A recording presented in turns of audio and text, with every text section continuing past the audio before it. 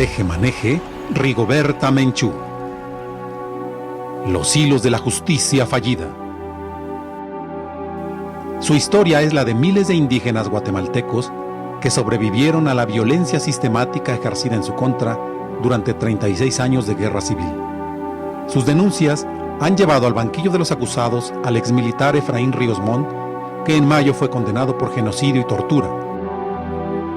Menchú recibió en 1992 el Premio Nobel de la Paz por su lucha social a favor de los indígenas guatemaltecos y en 1998 obtuvo el Premio Príncipe de Asturias de Cooperación Internacional. Su lucha es la de los pueblos indígenas en América Latina. Es la lucha contra el olvido. Es un privilegio tener en la presencia de Teje-maneje a Rigoberta Menchú, Premio Nobel de la Paz. Hoy más que nunca, una presencia necesaria, una voz indispensable en América Latina cuando hablamos de temas de impunidad, de migración, de indigenismo. Fernando. De derechos humanos. Muchísimas gracias, Rigoberta Menchú, por acompañarnos hoy. Yo quisiera entrar de una vez de lleno a un tema que me parece que es importante, que no se nos olvide, el tema de Ríos Montt en Guatemala. ¿Qué proceso está viviendo en Guatemala en torno a este personaje que fue en un principio señalado, sentenciado, parece como genocida, y luego parece que se revertió este proceso legal? ¿Cómo está Guatemala cómo están frente a este tema? Bueno, Fernando, gracias por esta oportunidad y gracias, Mario, y gracias a Terra, que sé que llega a muchos hogares y a mucha población en nuestro continente.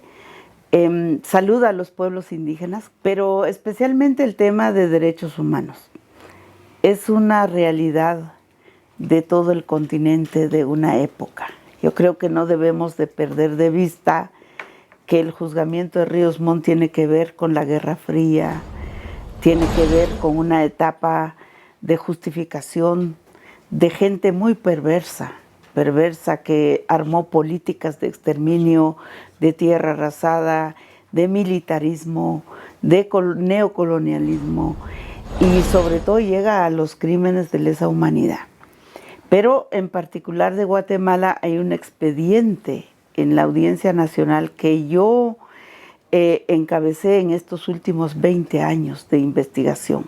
Realmente 20 años de trabajo de investigación, de campo, de recuperar evidencias, y logramos establecer 10 años de genocidio, etnocidio, femicidio y feticidio. Estos conceptos parece juego de palabras, pero lo que conlleva cada uno es una barbarie inimaginable. Es una barbarie, es una crueldad. ¿Cómo podemos establecer esto?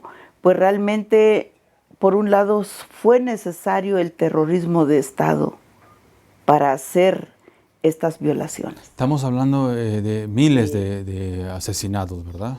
En las Naciones Unidas se establece 200,000 víctimas y la Comisión de Esclarecimiento Histórico, a pesar de que establece 200,000 víctimas, reservó una parte del expediente en la memoria de Naciones Unidas por 50 años. O sea, no tendremos las víctimas oportunidad de abrir un archivo por 50 años.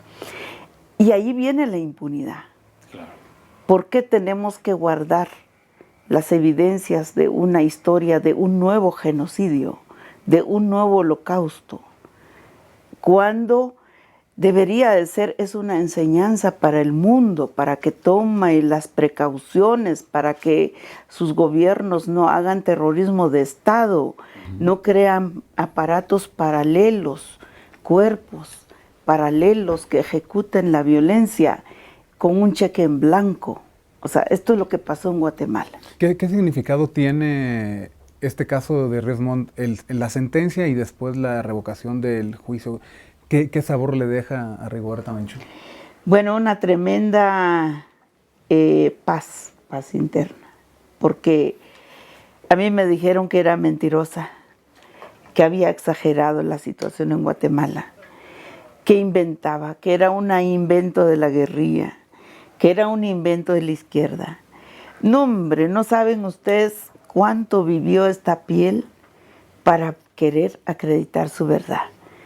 Pero cuando veo las mujeres sijiles sentados en un tribunal que no es tribunal indígena, es un tribunal occidental universal, de tú a tú, narrando los hechos una y otra vez, claro, es doloroso, porque si fuera yo, si fuera mi piel, no sé qué haría, pero veo las víctimas diciendo su verdad, Rigoberta puede morir en paz. Es decir, no es posible que entonces yo deje un legado a la gente que sea una historia personal, sino es una historia colectiva. ¿Quiénes no han querido, Rigoberta, el hacer justicia, el acabar con la impunidad en Guatemala? ¿A quién se han enfrentado Rigoberta Menchú? ¿Empresarios? ¿A los políticos? ¿Al sistema judicial? ¿Quiénes son los que no dejan? No hay que engañarnos. El Plan Victoria 82, que es el de 17 meses de Ríos Montt, implicó la participación de poderes fácticos. Y los poderes fácticos normalmente hay empresariado detrás. Hay algunos empresarios muy recalcitrantes que pagaron la guerra, que fueron complacientes. Hay muchos miembros de los tribunales actuales que son descendientes de ellos. Hay hijos. Eso me preocupa en Guatemala, por supuesto, porque si los padres fueron represivos, los hijos no deberían de seguir la línea. Pero vemos que en las instituciones nos topamos con abogados que tienen vinculación, parentesco con el pasado. Encontramos distintas situaciones. No quiero juzgar todo, porque también el joven tiene derecho a ser libre y tiene derecho a construir su propia memoria. Y yo creo que hay de todo, pero el poder económico está detrás. El crimen organizado se ha nutrido completamente de las experiencias de la tortura. Si no, no estaríamos preocupados por el femicidio en este momento. Y no solamente es un fenómeno en Guatemala, se da en México y se da con bastante frecuencia. Sí, y por eso yo veo el caso Guatemala como un lugar de cultivo. Se está cultivando, se cultivó el genocidio, se hizo el exterminio y se generan nuevas cosas. Y lo que tenemos ahorita es un neomilitarismo. Que sucede en México también, Rigoberta. Y en todo el mundo. En América Latina es particular, ¿no? Ese neomilitarismo. Esta conexión que me parece interesante como detenernos un poco sobre sembradío, relación trabajo de campo, crimen organizado. Al menos en México está muy documentado que hay mucha fuerza laboral en estos instrumentos de carteles, donde trabajan indígenas y trabajan gente de pocos recursos en este país. ¿Qué tanto están los carteles utilizando la mano de obra de indígenas? Primero, el sistema de la crueldad que normalmente va acompañado con el miedo. Si te asusto, seguro que ya es una voluntad propia la autocensura. Y luego viene la criminalización, de decir tú eres un sindicato, pero también podría ser un sospechoso. Y entonces va como tejiendo un espíritu global y vas viendo que impacta en la sociedad. Entonces es aquí donde vienen los cortinos de humo. Verás las cortinas de humo donde viene que parece son normales y no son normales. Hay cuerpos de intelectualidad atrás. ¿Estamos hablando, Rigoberta, de la posible legalización de la marihuana como cortina de humo? Sí, eso en Guatemala nació como una cortina de humo. Sabemos que los carteles se turnan en el poder en Guatemala. Antes eran los tales, ahora son los tales, porque financian las campañas, porque meten dinero desde la municipalidad, desde la campaña. Pero ya es un narcoestado entonces Guatemala en este momento. Yo creo que muchas veces lo hemos dicho, es un estado fallido, es un estado debilitado y es un estado donde se incrustan poderes paralelos, pero que terminan siendo poderes reales.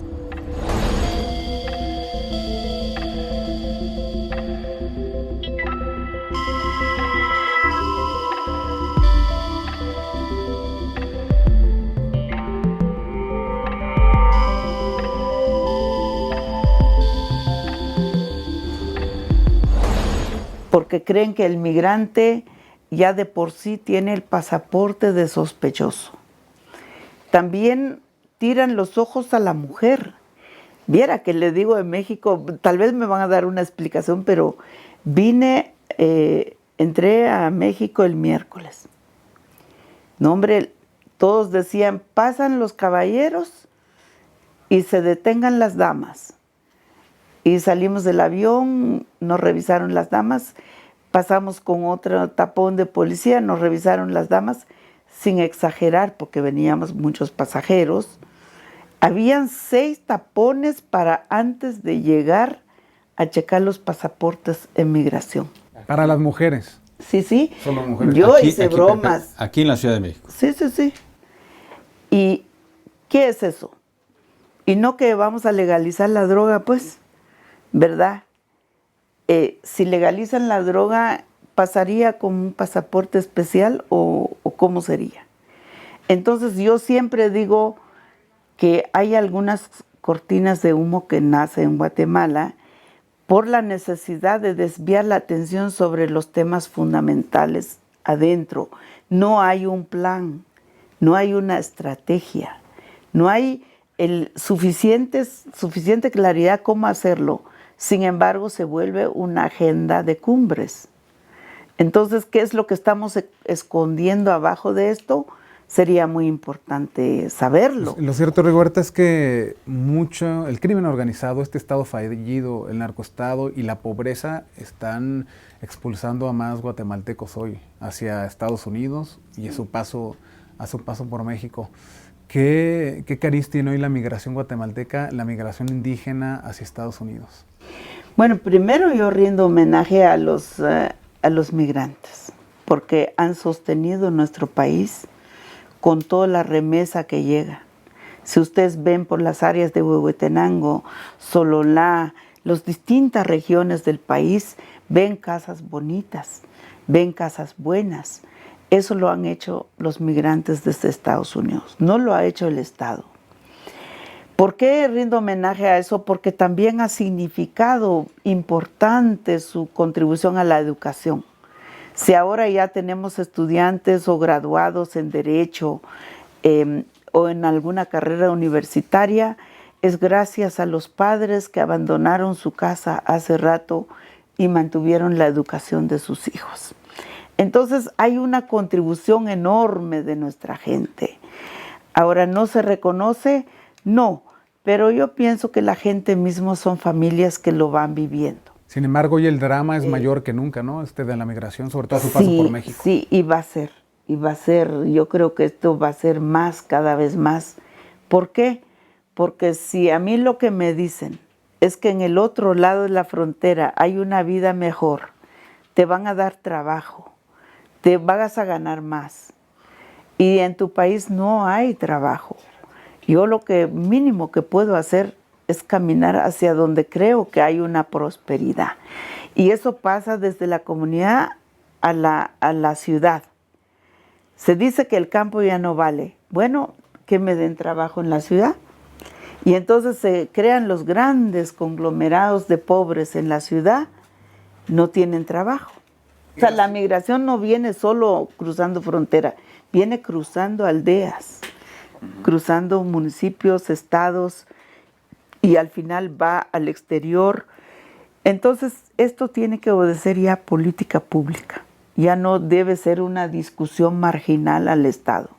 Tiene que ser política pública. Hoy se debe poner a prueba la voluntad política de los gobiernos. Hay un rechazo muy fuerte al migrante y se genera una cortina. Se piensa que el migrante solo existe cuando hay un aniquilamiento de una barbarie en una casa, como lo que ha pasado en Ciudad Juárez, como lo que ha San pasado Fernando, en ¿no? San Fernando, o cuando se chocó un tren y murieron muchos migrantes que no se sabía dónde venían. Las autoridades saben muy bien todo eso, lo conocen. ¿Y lo toleran? No solo lo toleran, yo creo que lo ocultan de manera importante. Complicidad también de la autoridad. Sí, sí, no, yo pienso que hay un deterioro muy fuerte, la deshumanización del funcionario, del policía, entonces como hay una deshumanización, es hermano y pariente de la represión. O sea, todos ellos pueden resolver a través de una represión. No hay prevención, no hay convivencia pacífica. Y arrancó Rigoberta Menchú esta conversación con un problema también que es real, la militarización de los pueblos. En este país también hay ya una alta presencia militar con este argumento de luchar contra los carteles del crimen organizado. ¿Qué escenarios ve? Militarización, represión. ¿Qué escenarios ve con este riesgo de llevar el ejército a la calle? Sí, a mí mi gran preocupación en este mundo es un neomilitarismo.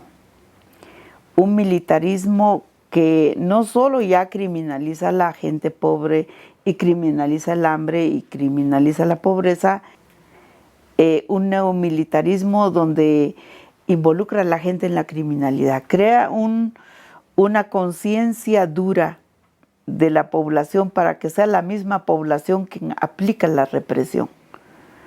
Y esto constantemente se ve en algunos escenarios. Ese neomilitarismo que al final la gente termina adorando su victimario. De decir, pobre, y antes eran malos, pero ahora son buenos, entonces démosle una oportunidad.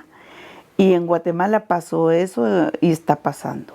Y en México está pasando. Sí, porque, y si ustedes ven el juicio de Ríos Montt de nuevo, ¿qué es lo que pasó en la clase media guatemalteca, en la intelectualidad, en la extrema derecha fascista? Lo primero que hicieron fue decir, pobre viejito, pobre el viejo. Entonces termina siendo él el víctima, victimizan el victimario y odian a las víctimas. Y nace un odio desfrenado a las víctimas. Entonces, ese cambiar de rol del víctima a victimario o del victimario a víctima es parte de una filosofía, es parte de una ideología, digamos, una doctrina. Es una doctrina que es peligroso, perverso y que conlleva destrucción masiva de la esencia del ser humano. Pero acaba con la impunidad, ¿no? Es decir, todo lo que nos dice termina con una palabra que es impunidad. Es decir, legitima la impunidad. El que era castigado, pues hoy es liberado. El Sí. que era represor, pues hoy es un pobre viejito que no hizo nada. Sí. O porque está viejito hay que dejarlo libre. Sí. Ni siquiera, porque yo estoy de acuerdo, si Ríos Montt ya no puede ir a la cárcel, que por favor que esté en su casa, pues. Pero que sepa que es responsable de algo que ni sus hijos ni sus nietos deben hacerlo en el futuro, ni los míos, ni los de todos los guatemaltecos, es decir, la memoria histórica. Nosotros no tenemos memoria y por eso es que somos víctimas o victimarios. Hoy los victimarios en el futuro pueden ser las propias víctimas, como usted decía. Vámonos al otro lado, Menchú, a ver si es posible. Es decir, ante un escenario tan brutal, una realidad tan lacerante, supongo que debe haber un momento en que el efecto rebote. De tanto que caemos, vamos a tener que levantarnos de alguna forma. Exacto. América Latina, los movimientos indigenistas, por llamarle de alguna forma, a 20 años nosotros casi de conmemorar, si vale la palabra, el lanzamiento del Ejército Zapatista en enero próximo. ¿Qué lecturas, qué espíritu podríamos tener hoy a 20 años de eso? Pero también vemos gobiernos, Evo Morales, también vemos el gran trabajo que ha realizado en Guatemala. ¿Qué va a pasar? Ahí, como decía Octavio Paz, ¿habrá futuro? ¿América Latina dará futuro? Sí, América Latina es un continente rico, es un continente próspero, es un continente que nos da para soñar y para vivir soñando y morir soñando. Yo pienso que lo negativo ha tocado fondo y ojalá que no vaya a seguir tocando más fondo. Y nos pone a prueba los esquemas de poderes y especialmente el modelo económico, especialmente el sistema económico, el sistema internacional. No es posible meter a los ciudadanos en una olla de presión sin ponerle el fuego, ¿verdad? El fuego o los va a cocer o los va a transformar en otro. Entonces yo siento que hay una esperanza. ¿Y dónde está mi esperanza? Está en la gente más humilde que tiene sentido común. Si tenemos un sentido común, protejamos la vida y nuestro sentido común. Los pueblos indígenas ya no más estudios ni aquí ni allá. Empecemos a hacer modelos, paradigmas. Yo puedo decir que contribuí al modelo de justicia universal. Yo puedo decir que contribuí a encontrar una brecha entre indígenas y no indígenas en la política. Yo puedo decir que puedo hacer un modelo de educación pertinente en un marco multicultural o en un marco de interculturalidad. Pero hoy el indigenismo se debe reinventar. ¿Qué debe suceder con este movimiento indígena latinoamericano para que supere esta realidad y vaya más allá? Nosotros no tenemos problema con el contexto multicultural. No tenemos ningún problema. De hecho, yo soy maya, hablo el quiché, soy guía espiritual, manejo el calendario maya en su visión filosófica, en su visión matemática, en su visión social, en su visión espiritual. Entonces, yo no creo que los pueblos tengan peligro siempre y cuando sean una reserva de vida. Cuando se vuelve una reserva para la muerte, entonces preocupémonos. Pero yo veo dos agendas de los pueblos indígenas. ¿Quién está topando directamente con la lucha contra la minería? Son los pueblos indígenas. Es cierto, el empresario compró la loma, pero no compró el camino. Entonces, por favor, si pasa por mi comunidad, tiene que pedir permiso. Y el tema de la consulta. Tenemos ya Declaración Universal, Convenio 169. Entonces tenemos que versenos obligados, los indígenas obligados, pero también los no indígenas que gobiernan, vernos en un mismo espacio, en un destino común. O nos matamos todos o salimos adelante todos. Rigoberta, 20 años de un expediente de juntar toda una historia de vida, una historia familiar. ¿Qué queda de Rigoberta Menchú y cuál es su futuro real? ¿Está cansada? No, no estoy cansada. Simplemente hay círculos que yo quiero cerrar. Hay ciclos que hay que cerrar en la vida. Soy una señora que ya tengo las cualidades para ser respetable según nuestro sagrado calendario maya, entonces tengo que cuidar muchos otros pasos de mi vida. Me gusta contribuirle a la academia. Mire, yo sueño un día de dejar quizá encaminado un modelo de educación en contexto multicultural que le sirva a las civilizaciones a coexistir. Creo que hay muchas civilizaciones y no una civilización. Entonces, que las civilizaciones puedan coexistir y que haya una nueva ciencia, haya un nuevo humanismo en las universidades convencionales. Y más nos urge en América Latina, porque se imaginan que en México hay muchas oportunidades, hay universidades multiculturales, multiétnicos, hay, bueno, la de Nuevo León que me acaba de hacer una oferta de ser parte de su cuerpo docente. Me gustaría muchísimo desde una plataforma académica encaminar quizá un modelo de educación en contexto multicultural que permita a los pueblos de Ecuador, de Bolivia, de Guatemala, de México mismo, a encontrar un espacio en la ciencia. Eso es quizá los nuevos retos que quiero. Entonces los expedientes abiertos que sigan su curso y nada más. O sea. Sí, ahora estoy casi por el cuarto, quinto capítulo del genocidio guatemalteco dentro de un marco de mi biografía. No hablo de los demás, hablo de lo que yo viví en carne propia, lo que yo vi, lo que toqué con mis manos. Entonces, y que cierra quizá con la sentencia de Ríos Montt. No es que 18 meses sea suficiente, no, simplemente porque este genocidio llegó a un tribunal y hubo una sentencia, y la sentencia que yo acojo con beneplácito y que yo lo voy a llevar conmigo es la que ya ocurrió. Ya los que vengan después, para mí serán otros quienes serán sus actores, no seré yo. Ahora, el premio Nobel, la ficción de la vida real. Porque tú estás en una alfombra roja aquí y a rato te está parando un policía, ¿verdad? Y combinar estas dos cosas es impresionante. El premio Nobel, las puertas que me abrió el trabajo en las Naciones Unidas, en entender la filosofía de la comunidad internacional, sus intereses y su doble juego y sus dobles cartas, es impresionante. Es decir, su doble ética, su doble moral. A mí me impresiona la doble moral. Y cada vez que me meto en un lugar, sé que hay una doble moral. Entonces es una combinación de todo eso. Quiero escribir, por supuesto que dedicaré un libro solamente a los delitos de lesa humanidad. Una prisión, el premio Nobel.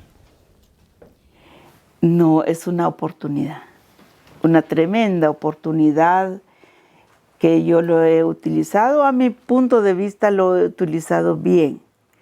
Si alguien dice que no lo he usado bien, pues cuando tenga uno, espero que me enseñe cómo se usa. ¿En este camino encontró reparación del daño? Sí, sí tengo doble visión. Es decir, si puedo ver lejos y ver cerca. Lo lejos encontré una reparación. Lo cerca no. ¿Qué quiero decir? Quiero decir que el daño psicológico, el daño moral, el daño de ausencia es parte de las cosas que no se recuperan. ¿Por qué no? Porque tú tenés una fosa común allá en la esquina, tenés otro allá, tenés una guerra en Siria, tenés una guerra en no sé dónde, tenés un golpe de Estado en Honduras, o sea, las realidades cotidianas que vives. Tenés un Ciudad Juárez, tenés unas mujeres denigradas en otro lugar, tenés una cantidad de gente que se suicida por la intolerancia de los que están alrededor. Entonces hay una parte cotidiana que no es solamente tu dolor. Entonces eso no se puede curar. Y más cuando me viene a mí un nieto de un victimario o una nieta de un victimario y me dice, olvide el pasado. Mi primera pregunta es decir, tú perdiste una mamá, un papá, ¿tenés alguien en una fosa común? No, entonces tu palabra no es para mí. Guárdelo para ti, pero no me llega a mí. Entonces, ¿esta sentencia marca un ciclo definitivo en la vida de Rigoberta Menchú? Sí, sí. No quiero decir que estoy dejando. Ahorita todavía tengo el juicio de la Embajada de España. Estamos en la fase de presentación de pruebas. No he culminado la masacre de Chamán, que lleva ya 14 años que llevo el juicio en los tribunales. Gané 3 casos en discriminación en Guatemala, ganado. O sea, fueron condenados los señores, no cumplieron la pena porque pagaron fianza. Pero si para la justicia guatemalteca denigrar la dignidad de una persona se puede comprar con dinero, pues que caiga encima de ellos, no mía, porque yo sí llevé y fundamenté y probé. Luego, pues está 10 años de genocidio que está en la Audiencia Nacional de España. Han comparecido 20 expedientes de españoles completo, pero 33,000 folios de investigación guatemalteca que está en la Audiencia Nacional de 10 años de periodo de genocidio. Estos expedientes para mí son mi criatura. Espero que los españoles lo guarden con cariño porque eso no es su memoria, eso es memoria de un genocidio que ocurrió en Guatemala. Al final yo quisiera dar algunas ideas, algunos criterios, pero yo abrir un nuevo juicio aparte de España y de los que culminen, los que están en proceso guatemalteco, ya no lo haría. Es decir, ya quiero otra manera de vivir, quiero hacer poesía, quiero escribir, quiero, no sé, ir a la montaña, regresar a la montaña. Lo que nosotros nos quedamos y lo cual agradecemos mucho es la esperanza.